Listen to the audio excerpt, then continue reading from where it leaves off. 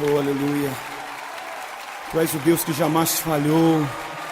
Tu és o Deus que não pode mentir. Tu cumpriste as tuas promessas na vida de Abraão, de Isaac, de Jacó.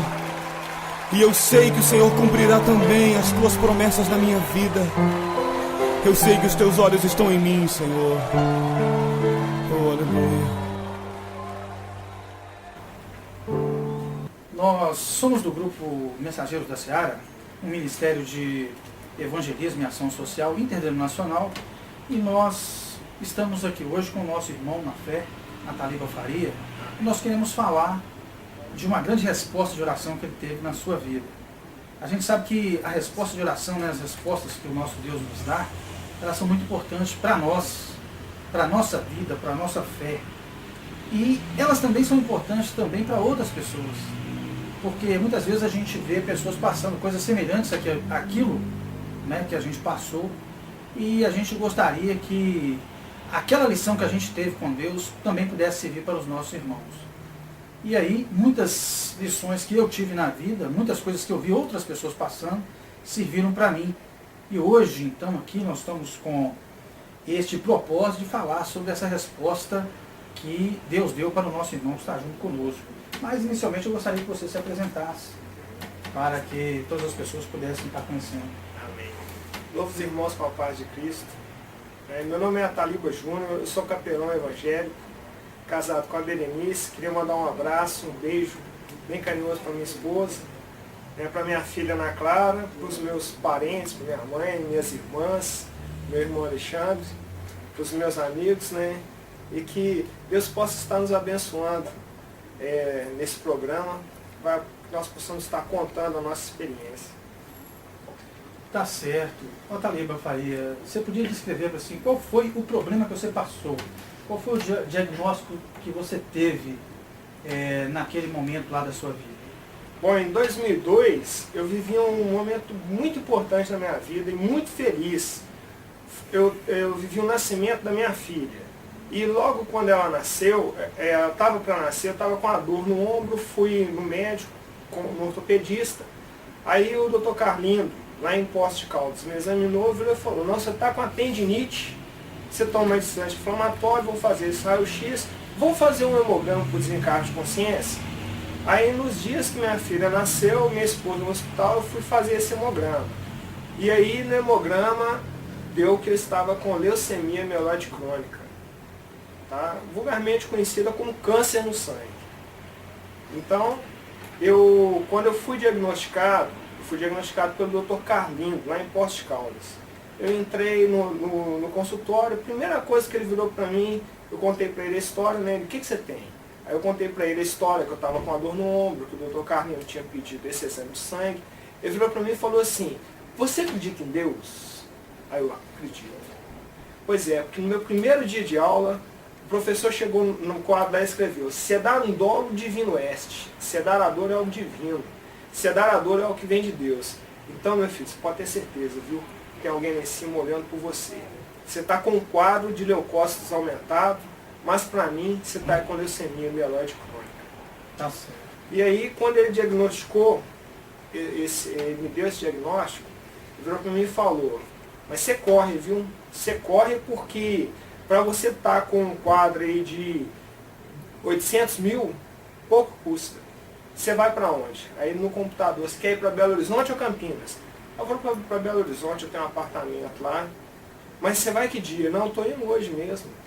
Mas você vai de quê? Eu vou de carro.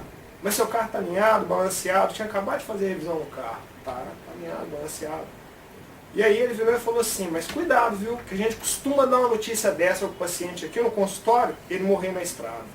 Ele foi até muito positivo e serviu para me alertar da necessidade da rapidez do tratamento. Aí, a hora que ele me diagnosticou, me deu o pedido de licença, tudo direitinho, os atestados, me orientou quem que eu devia te procurar, ele me encaminhou para o médico no Felício Roxo, que era o professor dele. Nisso, o que aconteceu? Eu fui saindo naquele baixo astral, entre a porta do consultório... Isso que eu estava querendo te perguntar nesse momento, Qual foi o impacto, por exemplo, como que a pessoa recebe uma notícia dessa, Nunca a pessoa vai receber uma notícia de um diagnóstico tão complicado Isso. na vida dela, né? Então, Exatamente. uma das coisas que, diante do quadro que você foi descrevendo, uma das coisas que eu gostaria que você explicasse pra gente, é qual foi o impacto disso na sua vida, no seu emocional, especialmente também no seu espiritual. Então, pastor Jair, você imagina, eu saindo, minha filha nascendo, né? Eu recebi aquela notícia do consultório sozinho, e aí eu passando pela recepção, a menina virou e me perguntou assim, e aí, tudo bem? Aí eu, não, eu tô com leucemia. Ela virou para mim e falou assim, isso é fácil, você resolve. Aí já era Deus falando comigo. Eu naquele baixo astral, fui abrir a porta do carro, pensando o que eu iria fazer. Né? Aí eu clamei ao Senhor. Meu Deus, olhei para aquele céu bonito, um céu como nunca vi. Tão limpo, com nuvens brancas, aquele sol.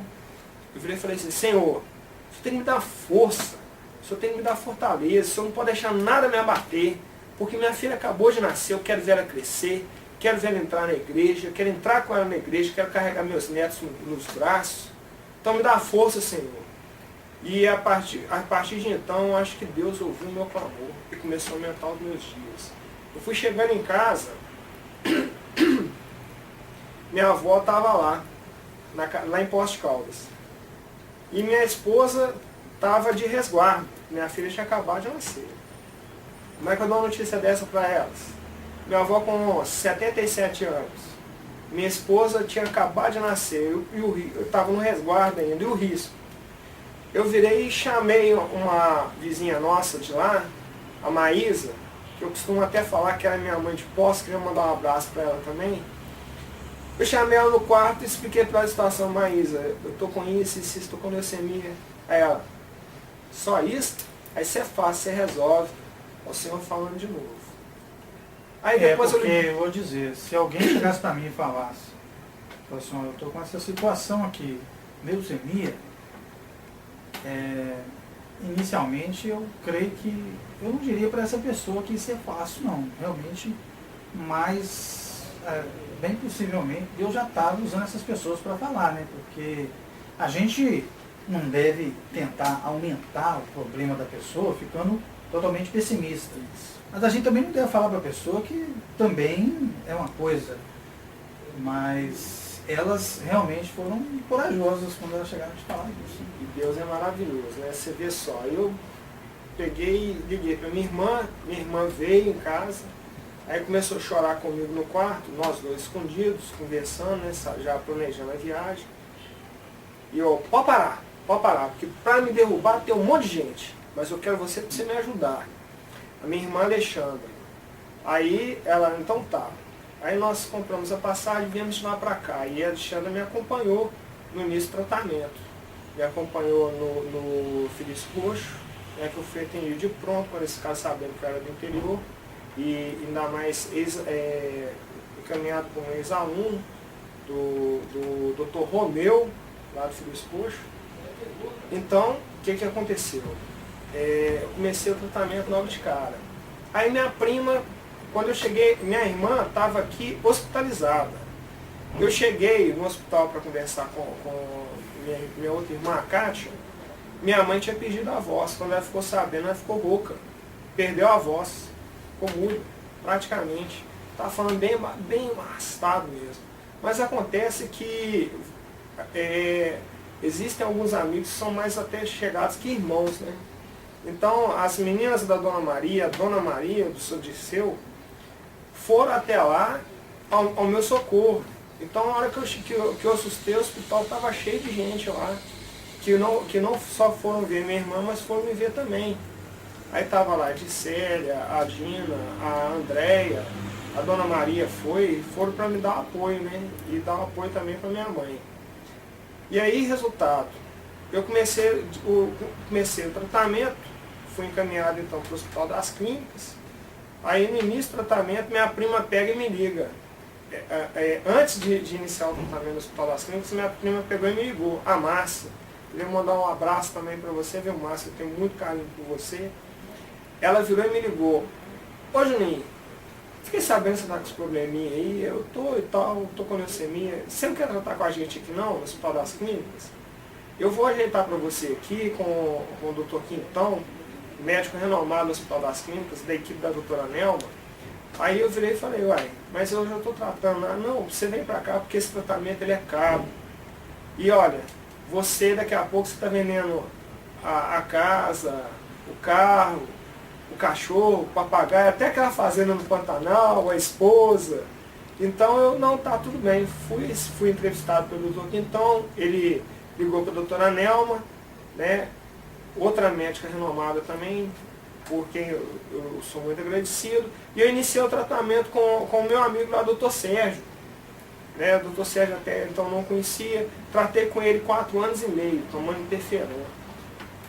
E teve uma época que eu comecei a sentir algumas dores nessa região, aí minha esposa virou e falou assim, eu falei, ó amor, eu tô sentindo umas dores aqui estranhas, ela tá assim, você não sabia não? Eu tinha que tomar um paracetamol antes de aplicar o interferon injetável. Aí virou e falou assim, o paracetamol ele dá problema no fígado. Aí eu, é? Aí eu conversei com o doutor Sérgio, se eu parar de tomar o remédio, você vai sentir dor de cabeça. Se você aguentar, você pode parar de tomar o interferon, o paracetamol, mas o interferon você continua. Eu, tá, tudo bem. Aí comecei. Aí de vez em quando eu chegava lá, e aí, tá tomando interferon? Tô. E o paracetamol? Não. Então você tá tomando interferon cowboy? Você imagina, Jair, 4 anos e meio tratando com interferon, um medicamento que normalmente o pessoal consegue tratar por 6 meses ou menos. Eu tratei 4 anos e meio e o senhor já começou a dar resposta positiva logo de cara, com o tratamento de interferon. Com o andar Tem uma coisa que eu não entendi. Você disse que normalmente as pessoas tomam esse remédio durante quanto tempo? Durante mais ou menos uns 6 meses, porque ele causa vários efeitos. Eu cheguei lá do... Então quer dizer que você, apesar dele causar vários efeitos, você conseguiu tratar com isso durante mais tempo? 4 anos e meio. Entendi. Olha só, eu tinha certeza que o senhor estava no controle da situação, porque logo na primeira dose, o médico virou para mim e falou assim, doutor Sérgio, dá náusea, vômito, diarreia, cai cabelo, você vai ficar estéril, infértil, frígido, você vai sentir dor muscular, sensação de gripe, coriza e outros sintomas que a gente nem sabe ainda. Pois, por Deus, eu não tive nada. Eu continuei minha vida normalmente, até minha vida sexual continuou a mesma coisa. E nessa época eu fazia faculdade. Fiquei afastado no período de tratamento todo, apenas 90 dias no início. Depois eu tive uma isquemia, mais à frente eu vou contar, fiquei mais 15 dias afastado. Fora isso, continuei trabalhando normalmente, exercendo minhas atividades laborais normalmente. Aí você vê só o que aconteceu. Primeira dose que eu tomei, ele falou comigo, você tem que tomar muita água porque a água vai ajudar você a amenizar um pouco dos efeitos. Né? Ô Jairo, eu tomava 1 galão de 20 litros de água sozinho por dia. 1 galão. Aí eu tomei a primeira dose de interferon, fui embora para casa. A dose foi aplicada no hospital. Daí então eu mesmo passei a aplicar em casa. Cheguei em casa, virei para minha esposa e falei assim, amor, tô sentindo uns negócios estranhos, tô com frio, vou tomar um banho, tomei um banho, vesti um moletom. E tava um calor, verão. Aí, resultado, eu peguei, vesti esse moletom e deitei. Coloquei, aí eu falei com ela, amor, tô sentindo frio, me cobre. Aí me cobriu com o edredom. Eu ainda tô sentindo frio, me cobre de novo. Aí me cobriu com outro edredom. Dormi com 2 edredons e um moletom. Então você imagina o tamanho calafrio que eu estava sentindo. Aí deitei e dormi. De noite eu acordei naquela meio amadora, no sono, fui no banheiro. E eu deixava já as 4 garrafas PET no banheiro, então comecei a tomar água lá, aí veio uma voz na minha cabeça. Toma água, meu filho, que é água purificadora. Peguei, tomei água, bastante água. Deitei e dormi. Pois por volta de mais ou menos umas 3 horas da manhã, era como se eu estivesse aqui assistindo televisão, como você está nos assistindo agora. Eu vi um senhor se aproximando, eu estava deitado na cama, era como se eu visse aquela imagem, ele se aproximando, eu deitado na cama, e eu me vendo assim, e ele aproximando a mão, eu vi a mão chegando, ele não falou nada. O Senhor todo de branco, barba branca, cabelo branco, comprido, ele não falou nada, mas em meus ouvidos eu escutei em alto e bom tom: eu te abençoo, meu filho. Eu virei, eu até arrepio quando eu lembro. Eu virei, acordei minha esposa. Amor, amor, acorda. A neném estava dormindo. Ela: o que foi? O que foi? Você está passando mal? Não, amor, acorda para você testemunhar o poder de Deus. Olha aqui, minha silhueta estava na cama perfeitinha. O edredom, os dois edredons encharcados de suor. A minha roupa encharcada de suor. Minha testa sequinha igual está aqui, ó, sem verter uma gota de suor. Aí eu falei com ela: eu tenho certeza que o Senhor me abençoou. Falei para ela: acorda para você testemunhar o poder de Deus. Então foi o primeiro testemunho que eu dei, foi para ela. E no tratamento, né, teve um momento que minha mãe virou e falou assim, que nas discussões, né, porque ela queria que eu ajudasse, a Berenice queria que eu ajudasse a tomar conta da minha filha, Dona Clara, né, um beijo para você, filha. Aí ela virou e falou assim, a minha mãe virou e falou assim: não, mas daqui uns dias não vai nem estar aguentando carregar na Clara. Ela pulou na frente da minha mãe na hora e falou: está repreendido em nome de Jesus. Está repreendido em nome de Jesus. Eu não aceito essas palavras. Então é o Senhor agindo de novo. O Senhor enviando alguém para vir interceder por nós. E aí já, no andar da carruagem, eu tive apoio da Beth, filha também da Dona Maria. Né, eu considero os meninos da Dona Maria, os filhos da Dona Maria, ela tem 9 filhos, eu considero os 9 como meus irmãos, nós fomos criados juntos. Né? Na época, para trazer minha esposa, minha filha, minha avó, a André emprestou o carro dela, a Dicélia foi como motorista de um carro, a Dina foi como motorista do outro, para poder trazer minha avó e a minha esposa com minha filha lá de Poços de Caldas. Então agradeço vocês enormemente. Então, com o apoio da Beth, a gente começou a frequentar os cultos na Igreja Batista da Lagoinha, os cultos da Escola de Fé, Escola de Cura, né? Que é a escola, tem um emblema da fé do André Valadão. Né? E aí eu comecei a aprofundar mais os meus estudos. Né? Uma irmã virou para mim e falou: olha, por que você não leu o livro de Jó? Eu comecei a ler nessa época o livro de Jó. Jó foi um homem que sofreu muito. Os irmãos conhecem a história de Jó. E aí eu comecei a aprofundar ainda mais no estudo de Jó e no estudo da palavra. Amém. E qual foi o momento que você chegou a entender, qual foi o momento que você olhou assim e falou assim: Deus completou o processo, Deus me abençoou, hoje o processo fechou, eu fui curado por Deus? Teve um momento específico que você pôde ver isso com mais clareza? Bom, a fé é a certeza daquilo que se espera, é a certeza daquilo que se espera no impossível, né? Que Deus vai fazer o impossível por nós. Né? Eu, quando diagnosticaram em mim, naquele episódio que eu olhei para o céu e clamei ao Senhor, eu sabia que eu tinha sido curado naquele instante. Né? A primeira confirmação veio, eu posso até dizer, na visita do anjo do Senhor, que ele mandou para me visitar de noite. Né? Então, assim, a gente às vezes fica incomodado na madrugada. E o Espírito nos incomoda e a gente escreve, faz alguns estudos na madrugada. O que aconteceu? Em 2009, eu tive a constatação pela boca da médica, a doutora Fabiana, que eu já estava curado, que eu ia continuar. Aí nessa época, eu estou tomando Clivec, né? Ela virou e falou que eu estava curado e que eu iria continuar tomando medicamentos só por medida de precaução, porque a maior parte dos casos, quando costuma parar, costuma voltar. Mas eu tenho certeza que tudo que o Senhor alongou meus dias na face da terra para que eu pudesse estar aqui hoje dando testemunho para os irmãos. esse mesmo testemunho, né, que o pastor Sábio eu já dei na rádio tocatudo.com, juntamente lá no programa Momentos de Reflexão do pastor Zelu. Dei também na rádio 107, o programa do Peter Garrido, no Interview Gospel. E eu não esperava que eu fosse estar dando testemunho para...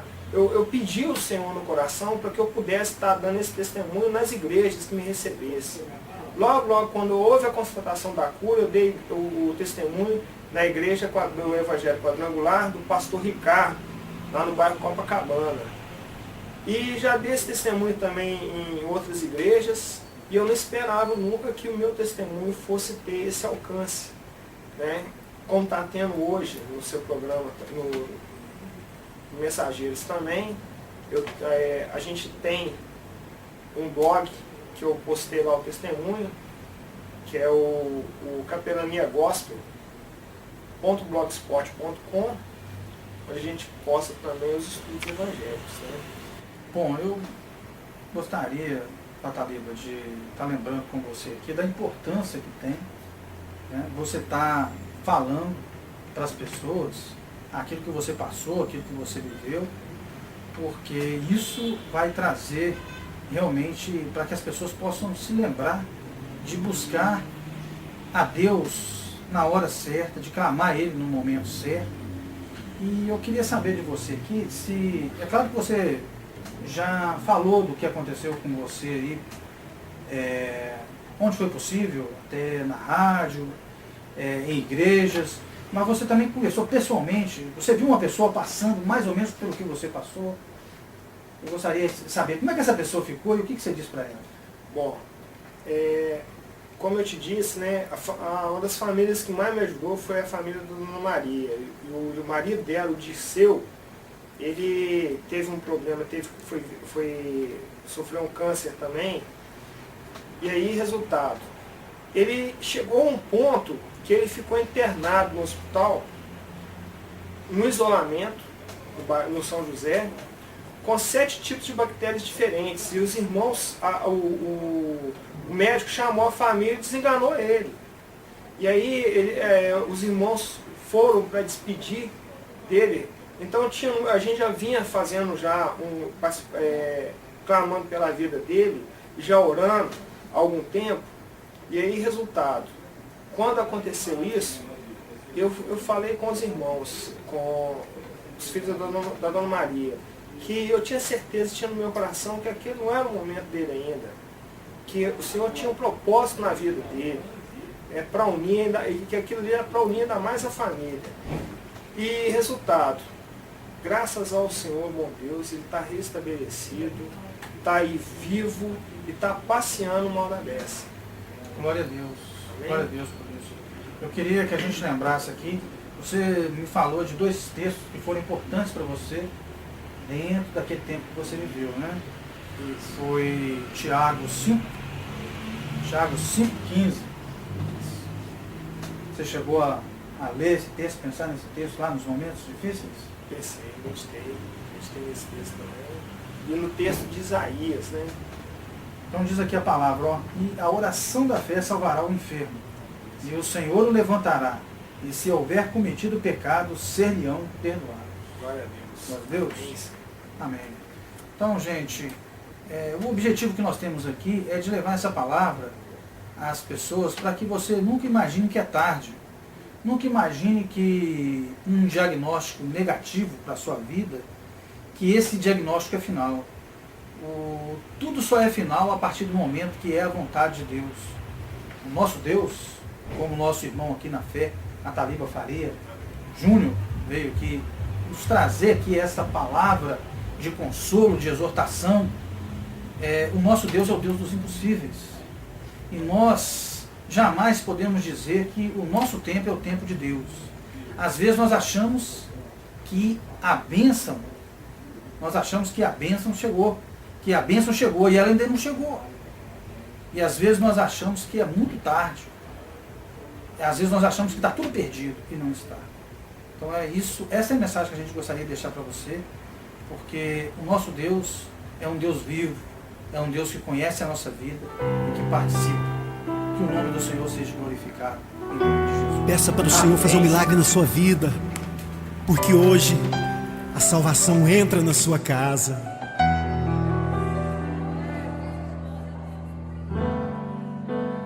Como Zaqueu, eu quero subir o mais alto que eu puder, só pra te ver, olhar para ti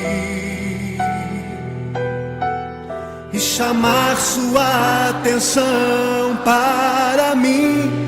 Eu preciso de ti, Senhor. Quantos precisam do Senhor? Eu preciso de ti, ó Pai. Sou pequeno demais, me dá a tua paz. Largo tudo pra te seguir. Entra na minha casa, entra na minha casa, entra na minha vida, mexe com minha estrutura, sara todas as feridas, me ensina a ter santidade. Quero amar somente a ti, porque o Senhor é o meu bem maior. Faz um milagre em mim.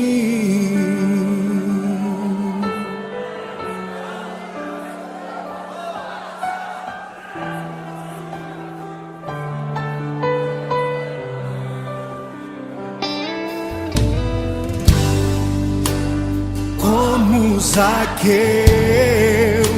eu quero subir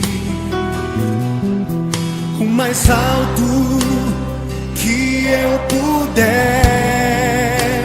só pra te ver, olhar para ti e chamar sua atenção para mim. Eu preciso de ti, Senhor. Eu preciso de ti, ó Pai. Sou pequeno demais, me dá a tua paz. Largo tudo pra te seguir.